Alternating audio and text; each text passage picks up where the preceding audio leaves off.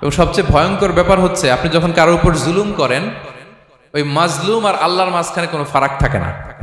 আল্লাহ ওই ফারাকের পর্দা উঠায়। খবরদার, মজলুমের কান্না কখনো বৃথা যায় না। জীবনের কোনো না কোনো সময়ে এর প্রায়শ্চিত্ত আপনাকে করতে হবে। জীবনের কোনো না কোনো সময়ে এর প্রায়শ্চিত্ত করে আপনাকে মরতে হবে। বিষ্ণু ইসলাম আরো ভয়ঙ্কর কথা বলেছেন। তিনি বলেছেন, মান যালামা কিদা শিবরিন মিনাল আরদি তুবিকাহু মিন সাবঈ আরাদিন। কেউ যদি জুলুম করে তার ভাইয়ের 1 বিঘত পরিমাণ জমিন খায়। 1 বিঘত চিনেন তো? এই যে আমার এই আঙ্গুল থেকে এই আঙ্গুলটা, এটা টান টান করলে যতটুকু জায়গা, এটা বলে 1 বিঘত। শিবের আরবিতে বলে শিবের। হ্যাঁ, মান যালামা কিদা শিবর। বিষ্ণু বলেন, এই 1 শিবর, 1 বিঘত জমি যদি কেউ অন্যায় ভাবে জুলুম করে তার ভাইয়ের কাছ থেকে খায়, কিয়ামতের দিন তুবিকা আলাইহি সাবউ আরাদিন, এই 7 জমিনকে আল্লাহ তাআলা তার ঘাড়ে চাপাবে। খা এবার, খা। অন্যের জমি খাওয়ার এত শখ ছিল, এবার 7 জমিন ঘাড়ে কর। কিয়ামতের ময়দানে আপনার দেহটার বিশাল আকৃতির করা হবে, এই 7 জমিনকে আপনার কাঁধে তুলে দেওয়া হবে। এজন্য আমরা অন্যের রাইটস, অধিকার যেন নষ্ট না করি, কারো উপর যেন জুলুম না করি, কোনোভাবেই না। আমরা নানাভাবে এই জুলুমটা করি। আমরা প্রায় দাদার সম্পত্তি থেকে ফুফুদেরকে বঞ্চিত করি, বাবার সম্পদ থেকে বোনদেরকে বঞ্চিত করি। হ্যাঁ, নিজের ভাই আরেক ভাইকে, আপন ভাই ভাইকে বঞ্চিত করে, জুলুম করে। এরকম দৃশ্যপট আমাদের সমাজে আছে না নাই বলেন তো? কিয়ামতের দিন আল্লাহর সুপ্রিম কোর্টের কাঠগড়ায় হিসেব দিতে হবে। আর এই জালিমদেরকে আল্লাহ তাআলা পছন্দ করেন না।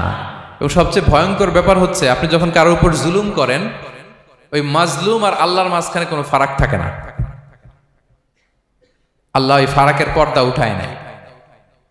বিষ্ণু বলেন, ইত্তাকি দাওয়াতাল মাজলুম, তোমরা মজলুমের বদদোয়াকে ভয় করো। খবরদার, কারণ ফাইন্না লাইসা বাইনাহা ওয়া বাইনাল্লাহি হিজাব, তার আর আল্লাহর মাঝে কোনো পর্দা থাকে না।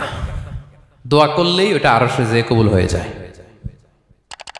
আল্লাহ তাআলার চারিপাশে অনেক পর্দা আছে। কেউ কেউ বলে 70,000 নূরের পর্দা। এই 70,000টা সহিহ হাদিস দ্বারা সাব্যস্ত না, কিন্তু অসংখ্য অগণিত পর্দা, এবং পর্দাও এটা নূরের পর্দা। আচ্ছা বলেন তো, জানলা দিয়ে বাইরের আলো ঠেকাতে আমরা দেয়ালে জানালায় কি লাগাই?